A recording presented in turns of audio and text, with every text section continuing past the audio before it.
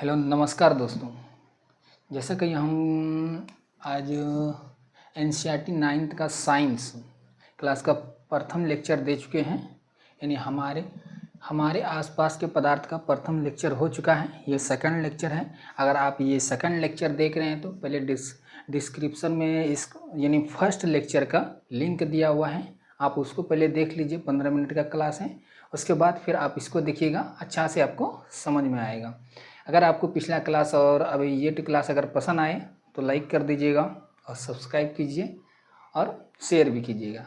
चलिए हम देखते हैं आगे। जैसे कि हम पहले पढ़ा चुके हैं, वहाँ से हम आगे चलते हैं। अभी पहले हम बता चुके हैं कि पदार्थ के कणों से मिलकर बना होता है, उसी के बारे में पदार्थ के कण के बीच रिक्त स्थान होता है और विसरण यानी विसरण के बारे में बता चुके हैं। चलिए ये सब जो ठोस अवस्था, गैसीय अवस्था, पदार्थ की अवस्था के बारे में बात कर चुके हैं। मुख्य रूप से 3 अवस्था होते हैं और फिर पदार्थ का अभी तक जो 5 अवस्था खोजा गया, 5 अवस्था तक खोजा गया। चौथा अवस्था प्लाज्मा और 5वां अवस्था बोस-आइंस्टीन कंडेंसेट, ये अवस्था हम पढ़ा चुके हैं। चलिए अब हम आगे देखते हैं। जैसे कि क्या पदार्थ अपनी अवस्था बदल सकती है? अब ये क्वेश्चन है, क्या कोई भी पदार्थ, जैसे कोई ठोस है तो वो द्रव बन सकता है, अगर कोई द्रव है तो वो गैस बन सकता है? तो बिल्कुल हाँ। क्या है इसका आंसर? क्या है? हाँ। इसका आंसर क्या हो जाएगा? हाँ। क्या पदार्थ अपनी अवस्था बदल सकती है? हाँ। जल एक ऐसा पदार्थ है जो तीनों अवस्था में रह सकते हैं। क्या है? यानी जल एक ऐसा पदार्थ है जो तीनों अवस्था में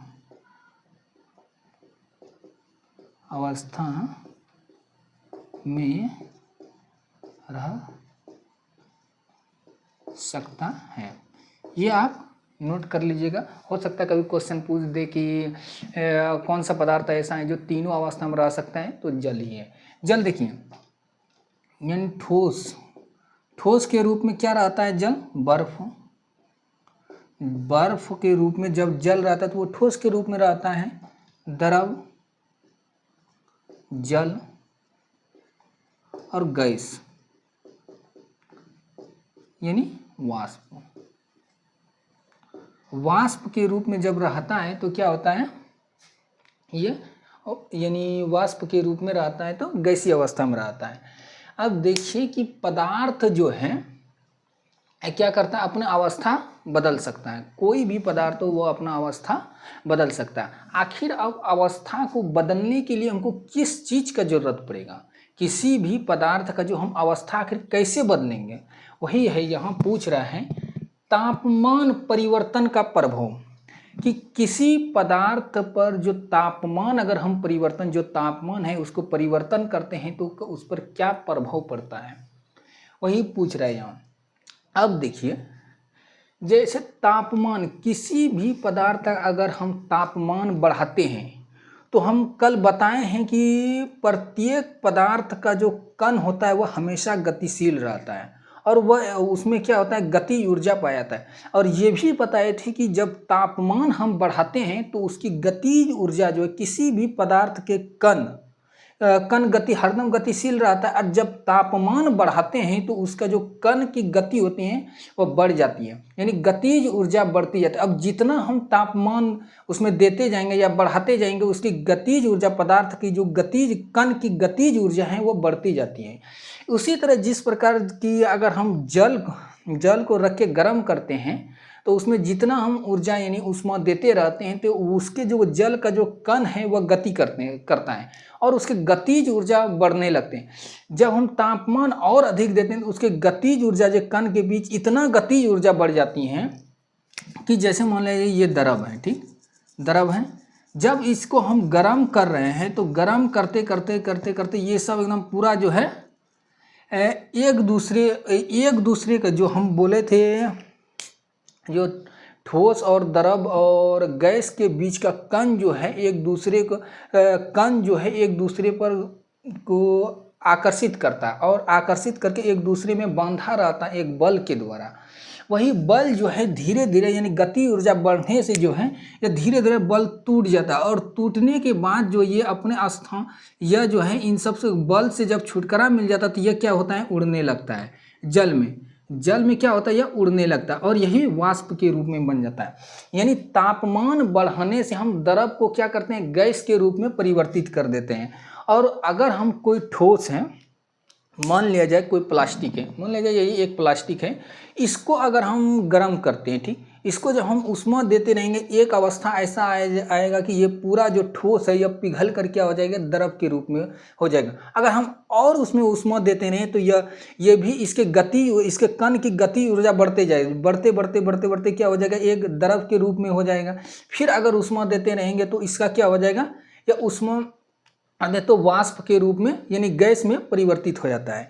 वही पूछ रहा है कि तापमान का क्या प्रभाव पड़ता है, कि वही तापमान का प्रभाव यही है कि हम किसी भी पदार्थ में अगर तापमान बढ़ाते हैं तो उस पदार्थ की अवस्था बदल सकते हैं। क्या करते हैं, तापमान का क्या प्रभाव पड़ता है, पदार्थ की अवस्था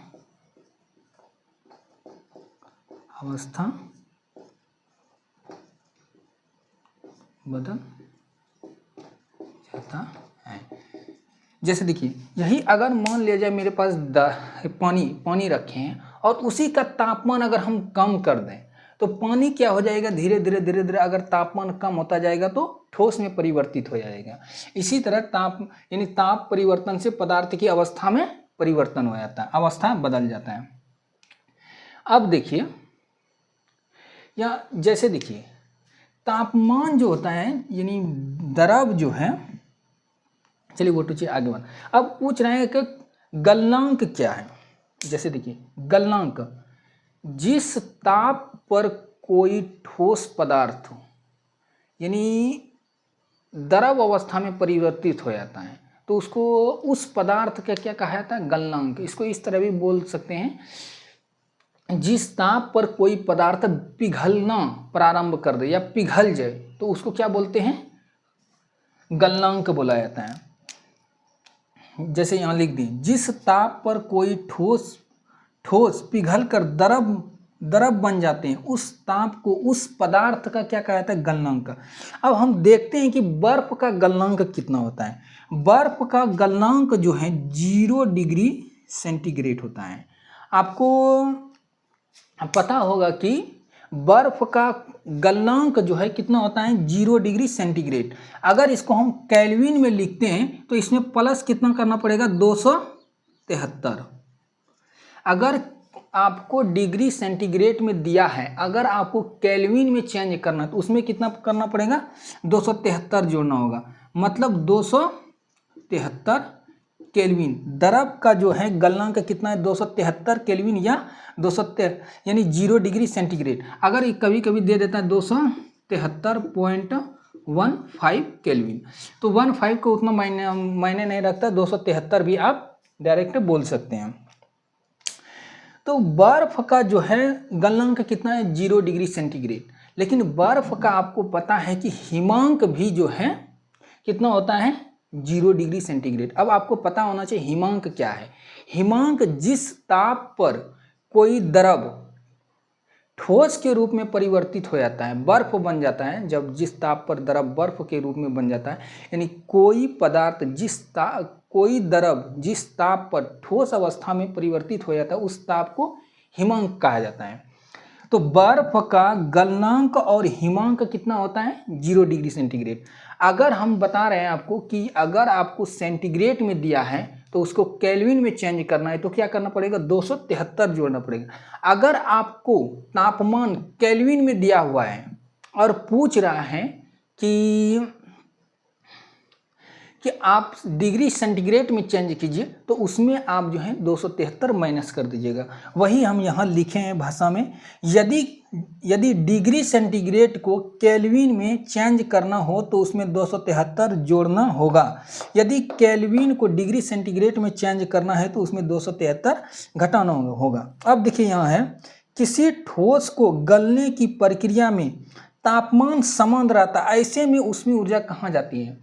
आप जो है एक बर्तन लीजिए, उसमें बर्फ़ डाल दीजिए और उसमें जो है ना आप उष्मा दीजिए, मतलब आग जला करके उसको सोखिए, चूल्हा पे या गैस पे कहीं चढ़ाइए, तो उसमें जब तक पूरा बर्फ़ नहीं पिघल जाता है तब तक उसका तापमान 0 डिग्री सेंटीग्रेड रहता है। वही पूछ रहा है ये उष्मा आखिर जो देते हैं हम, जब तक बर्फ़ पिघल रहा है तो वह कहाँ जाता है, तो वह उष्मा जो है बर्फ़ को पिघलने में चला जाता है, यानी एक गुप्त उष्मा के रूप में रहा जाता है। कहाँ चला जाता है, गुप्त।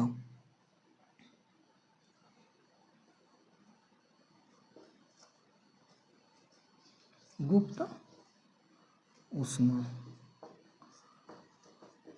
की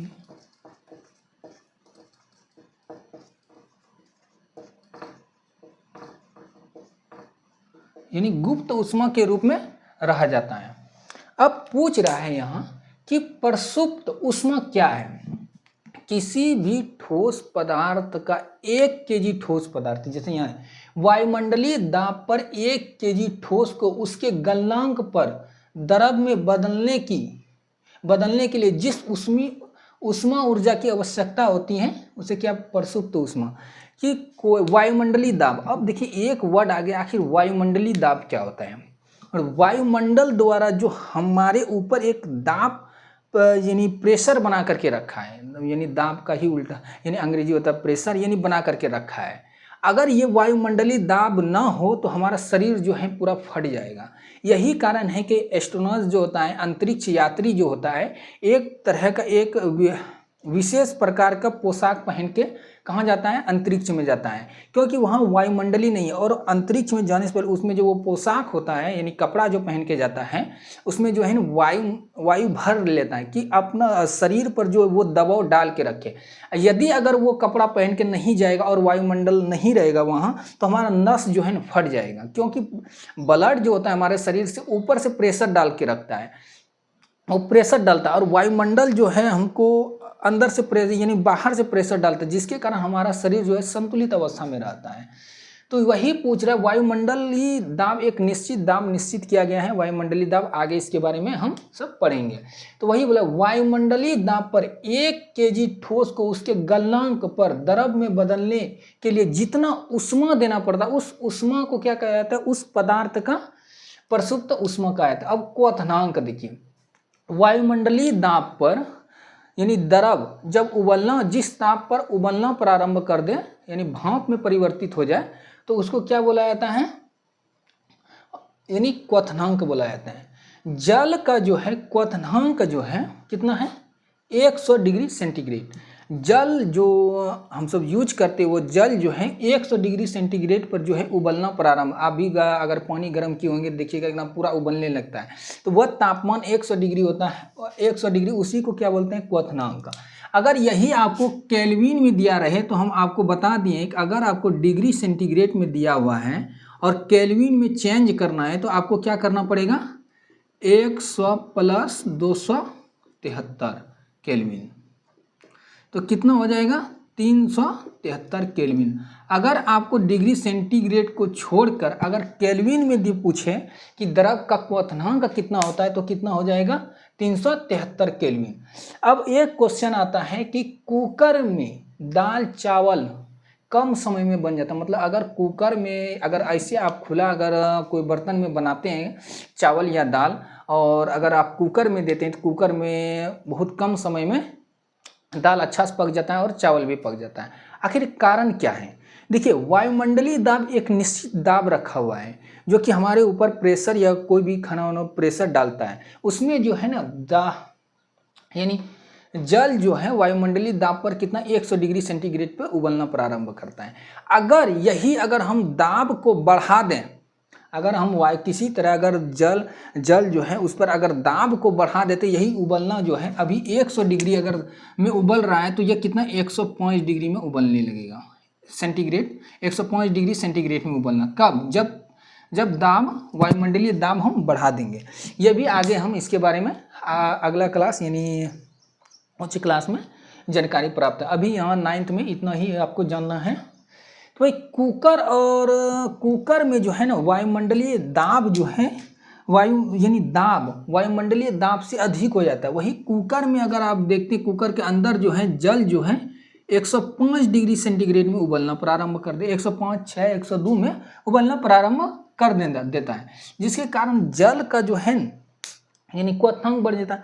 और दाल चावल और जितना भी आलू उलू जो भी चीज़ हम सब पकाते हैं उनको जो उसको वो जो पकने का जो उसका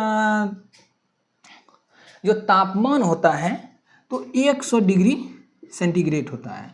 100 डिग्री सेंटीग्रेड पर पकने लगता है। अगर हम मान ले जाए अधिक 100 डिग्री से अधिक से तापमान अगर दे दें तो क्या हो जाएगा, वह जल्दी पक जाएगा।